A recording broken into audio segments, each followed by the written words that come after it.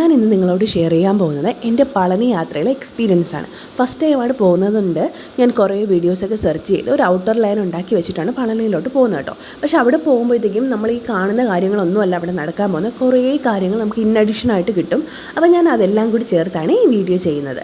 അപ്പോൾ നമ്മൾ തൃശ്ശൂരിൽ നിന്ന് കാറിലാണ് കേട്ടോ പോകുന്നത്. അപ്പം കാറിൽ പോകുമ്പോഴത്തേക്കും നമുക്ക് ഏകദേശം 5000 രൂപയോട് അടുപ്പിച്ച് ചിലവ് വരും എല്ലാം കൂടി.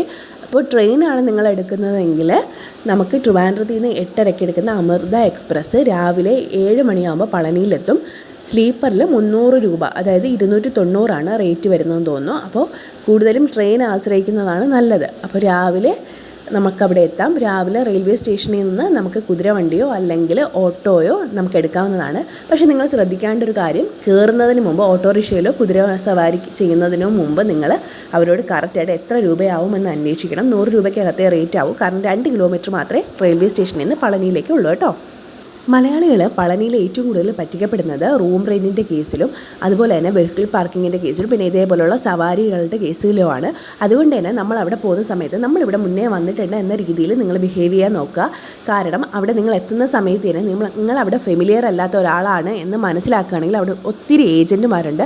അവർ ദേവസ്വത്തിൻ്റെ ഏജൻറ്റുമാരാണ് എന്ന രീതിയിൽ നിങ്ങളെ വന്ന് സമീപിക്കുകയും നിങ്ങൾക്ക് റൂം എടുത്തു തരാം, പളനിയിൽ നിങ്ങളെ നേരിട്ട് കയറ്റി തരാം എന്നൊക്കെ പറഞ്ഞ് അവർ നിങ്ങളെ സമീപിക്കും. പക്ഷേ അവിടെ അനൗൺസ് ചെയ്യുന്നുണ്ട് ദേവസ്വത്തിൻ്റെ യാതൊരു വിധത്തിലുള്ള ഏജൻറ്റുമാരും അവിടെ ഇല്ല എന്ന്. അതുകൊണ്ട് തന്നെ അവർ അടുത്ത് വരികയാണെങ്കിൽ നിങ്ങൾ പറയണം ഞങ്ങളിവിടെ മുന്നേ വന്നിട്ടുണ്ട്, അതുകൊണ്ട് ഞങ്ങൾക്ക് ഇതൊക്കെ അറിയാം എന്ന രീതിയിലും അവരെ അവോയ്ഡ് ചെയ്തിട്ട് നിങ്ങൾ മുന്നോട്ട് പോവാം. നമുക്ക് പളനിക്കുന്നിൻ്റെ മുകളിൽ 3 രീതിയിൽ എത്താൻ പറ്റും കേട്ടോ. ആദ്യത്തേതെന്ന് പറയുന്നത് കേബിൾ കാറ് വഴിയാണ്. കേബിൾ കാറ് ഒരാൾക്ക് 50 രൂപയാണ് കേട്ടോ വരുന്നത്. പെർ ഹെഡ് 50 രൂപയാണ്. അവിടെ 3 ക്യൂ ഉണ്ട്. ഒന്ന് സീനിയർ സിറ്റിസനും പിന്നെ കുഞ്ഞുങ്ങളുമായിട്ടുള്ള അമ്മമാർക്കുള്ളത്, പിന്നെ ഡിസേബിൾഡ് പേഴ്സൺസിനുള്ളത്, ഒന്ന് നോർമൽ ക്യൂ. അപ്പോൾ കറക്റ്റ് ക്യൂവിൽ തന്നെ നിങ്ങൾ കയറുക, അല്ലെങ്കിൽ തിരിച്ച് വന്ന് വീണ്ടും ക്യൂ നിൽക്കേണ്ടി വരും. ഈ ക്യൂ നിൽക്കുന്നതിൻ്റെ അടുത്ത് തന്നെ തല മുണ്ടലം ചെയ്യാനുള്ള സ്പേസും ഉണ്ട്. അതുപോലെ തന്നെ നിങ്ങൾക്ക് ഫ്രീ ആയിട്ട് ചെരുപ്പ് സ്റ്റോർ ചെയ്യാനുള്ള സ്പേസും ഉണ്ട്. അതിനുശേഷം സ്റ്റെപ്പാണ് രണ്ടാമത്തെ വേ എന്ന് പറയുന്നത്. ഏകദേശം 680 സ്റ്റെപ്പാണുള്ളത്. കുഞ്ഞു കുഞ്ഞു സ്റ്റെപ്പുകളാണ് കേട്ടോ. ഒരു അരമണിക്കൂറുണ്ടെങ്കിൽ നമുക്ക് കയറി എത്താം. പക്ഷേ കുറച്ച് റിസ്ക്കാണ് ആ സ്റ്റെപ്പിൽ കൂടി കയറുന്നത്. പിന്നെ ഉള്ളത് കുറച്ചും കൂടി ഈസി ആയിട്ടുള്ള സ്റ്റെപ്പാണ്. കുറച്ച് സ്റ്റെപ്പ് പിന്നെ കുറച്ച് നേരെ ഈ രീതിയിലുള്ള സ്റ്റെപ്സാണ്. ഇത് കുറച്ച് ഈസി ആയിട്ട് നമുക്ക് കയറി മുകളിലെത്താൻ പറ്റും. മുകളിലെത്തിയിട്ട് താഴോട്ട് നോക്കുന്ന സമയത്ത് പളനി ഫുള്ളായിട്ട് നമുക്ക് കാണാൻ പറ്റും കേട്ടോ. ആ ഒരു ഏരിയ ഫുള്ള് നമുക്ക് കാണാൻ പറ്റും. നല്ലൊരു വ്യൂ ആണ് അവിടെ നിന്ന് നമുക്ക് കിട്ടുന്നത്. ഇനി നിങ്ങൾ അവിടെ സ്റ്റേ ചെയ്ത് തൊഴാനാണ് ആഗ്രഹിക്കുന്നതെങ്കിൽ കുറഞ്ഞ ചിലവിൽ തന്നെ പളനി ദേവസ്വത്തിൻ്റെ റെസ്റ്റ് ഹൗസ് അവിടെയുണ്ട്. അവിടെ നിങ്ങൾക്ക് 300 രൂപ മുതൽ റൂംസ് അവൈലബിൾ ആണ്. നമ്മൾ എടുക്കുന്ന സമയത്ത് 500 രൂപ കൊടുക്കണമെങ്കിലും നമ്മൾ വെക്കേറ്റ് ചെയ്യുമ്പോൾ അവർ 200 രൂപ തിരിച്ചു തരും. അല്ലാതെ തന്നെ ഒത്തിരി ഹോട്ടൽസ് അതിൻ്റെ നിയർ ബൈ ആയിട്ടുണ്ട്. പിന്നെ നമുക്ക് നേരത്തെ തന്നെ ഓൺലൈനിൽ ബുക്ക് ചെയ്തിട്ടും പോകാവുന്നതാണ്. പളനി കുന്നിൻ്റെ മുകളിലെത്തിയാൽ നമുക്ക് 3 രീതിയിൽ അവിടെ ദർശനം നടത്താൻ പറ്റും. വീണ്ടും ഒന്നെന്ന് പറയുന്നത് ഫ്രീ പാസ്സായിട്ട്, അതായത് പാസ്സൊന്നും എടുക്കാതെ നമുക്ക് ദർശനം നടത്താം. പിന്നെ 20 രൂപ പാസിൽ നമുക്ക് ദർശനം നടത്താം. 200 രൂപ പാസിൽ നമുക്ക് ദർശനം നടത്താം. ഇത് കൂടാതെ തന്നെ കേബിൾ കാറിലാണ് വരുന്നതെങ്കിൽ അവർക്കൊരു സെപ്പറേറ്റ് ക്യൂ ഉണ്ട്. ആ ക്യൂവിൽ നിൽക്കുകയാണെങ്കിൽ ടക്കനെ നമുക്ക് ദർശനം നടത്തിയിട്ട് ഇറങ്ങാൻ പറ്റും കേട്ടോ. കേബിൾ കാറിൽ വരുന്നവർക്ക് മാത്രമേ ആ രീതിയിൽ ദർശനം നടത്താൻ പറ്റൂ. 20 രൂപ ക്യൂവും 200 രൂപ ക്യൂ ഒക്കെ കുറച്ച് നേരം വെയിറ്റ് ചെയ്യേണ്ടി വരും. ഇത് 20 രൂപയുടെ ക്യൂ ആണ് കേട്ടോ. ഏകദേശം 500 ആൾക്കാരോളം വെയിറ്റ് ചെയ്യുന്നുണ്ട്. നമ്മൾ അതിനകത്ത് കയറി കുറേ നേരം ഇരുന്ന സമയത്ത് ഒരു 3/4 മണിക്കൂറോളം വെയിറ്റ് ചെയ്തിട്ട് ക്യൂ അനങ്ങുന്നില്ല. അങ്ങനെ നമ്മൾ സെക്യൂരിറ്റിയോട് ചോദിച്ചപ്പോൾ പറഞ്ഞു ഏകദേശം 7 മണിയായിട്ട് ക്യൂ സ്റ്റാർട്ടായിട്ട് പോവുള്ളൂ എന്ന് പറഞ്ഞു. അങ്ങനെ നമ്മൾ അവിടെ നിന്ന് പിന്നെ ഇറങ്ങി കേട്ടോ. അത് കഴിഞ്ഞിട്ട് ക്ഷേത്രത്തിൻ്റെ ഫ്രണ്ടിൽ കുറച്ച് കോഴികളെയൊക്കെ ലേലം ചെയ്യുന്ന കാണാൻ പറ്റും. അവിടെ വേറെ ഏതൊക്കെ ആൾക്കാരിങ്ങനെ വന്ന് ലേലം ചെയ്ത് കോഴികളെയൊക്കെ മേടിച്ച് പോകുന്നുണ്ട് കേട്ടോ. അതിനുശേഷം നമുക്ക് പഞ്ചാമൃതം വാങ്ങുന്നതാണ്. പഞ്ചാമൃതം നമുക്ക് ക്ഷേത്രത്തിൻ്റെ ഫ്രണ്ടിലത്തെ കൗണ്ടറിൽ നിന്ന് വാങ്ങാം, ക്ഷേത്രത്തിൻ്റെ ബാക്ക് സൈഡിലെ കൗണ്ടറിൽ നിന്ന് വാങ്ങാൻ പറ്റും കേട്ടോ. എവിടെയാണോ തിരക്ക് കുറവ് അത് നോക്കി നിങ്ങൾ വാങ്ങാം. പിന്നെ ഒരു പാക്കറ്റ് പഞ്ചാമൃതത്തിന് 45 രൂപയാണ് വില വരുന്നത്. 40 രൂപയുടെ പാക്കറ്റും ഉണ്ട്, 20 രൂപയുടെ പാക്കറ്റും ഉണ്ട് കേട്ടോ. കുപ്പിയുടെ വ്യത്യാസത്തിലാണ് 45-40 എന്ന് പറയുന്ന റേറ്റ് ആവുന്നത്.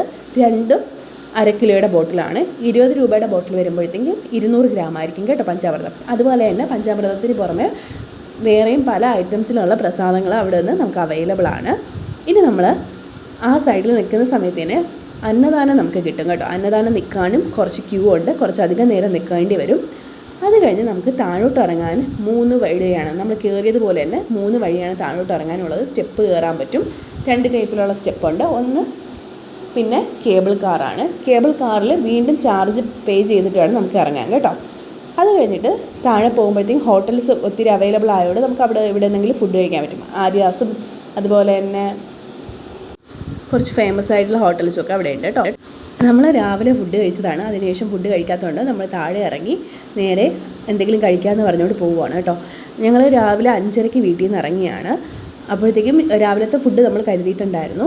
ഉച്ചയ്ക്ക് നമ്മൾ 3 മണിയായപ്പോഴാണ് നമ്മൾ പളനിയിലെത്തുന്നത്. അപ്പോൾ നമ്മൾ വിചാരിച്ചു ഫുഡ് കഴിച്ചിട്ട് കയറാനാണെങ്കിൽ നമ്മൾ ക്ഷീണിച്ച് പോകുമല്ലോ, അപ്പോൾ പെട്ടെന്ന് കണ്ടിട്ട് ഇറങ്ങി കഴിക്കാം എന്ന രീതിയിലാണ് കയറിയത്. പക്ഷേ അവിടെ എത്തിയപ്പോഴത്തേക്കും ക്യൂ നിന്ന് 7:30 ആയി കേട്ടോ നമ്മൾ താഴോട്ട് ഇറങ്ങി.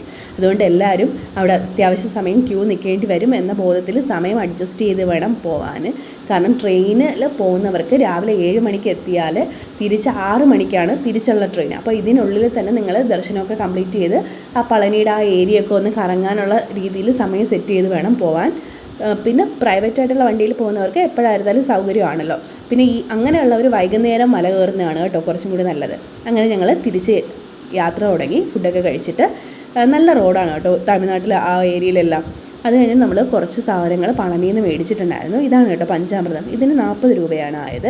പിന്നെ പൊരി നമ്മൾ അവിടുത്തെ പ്രസാദമൊന്നുമല്ല, അല്ലാതെ നമ്മൾ അവിടെ നിന്ന് വാങ്ങുന്നതാണ്.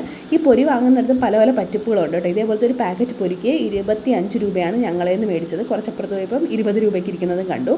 പിന്നെ ഇതാണ് ബാക്കിയുള്ള പ്രസാദങ്ങൾ. അവിടുത്തെ ലഡു, പിന്നെ അതുപോലെ തന്നെ ഒരു ചെറിയ നമ്മൾ ഈ അവലോസ് പൊടി പോലത്തെ പൊടി ഉണ്ടായിരുന്നു. പിന്നെ മുറുക്ക്, പിന്നെ ഒരു അപ്പം പോലെ ഒരു ശർക്കര അപ്പം. ഇതാണ് കേട്ടോ. ഇതൊക്കെയാണ് അവിടെ ഉണ്ടായിരുന്ന പ്രസാദങ്ങൾ. ഇത് ഓരോ പാക്കറ്റിനും 15 രൂപയാണ്. അപ്പോൾ എല്ലാവരും നന്നായിട്ടിരിക്കുക. ബൈ.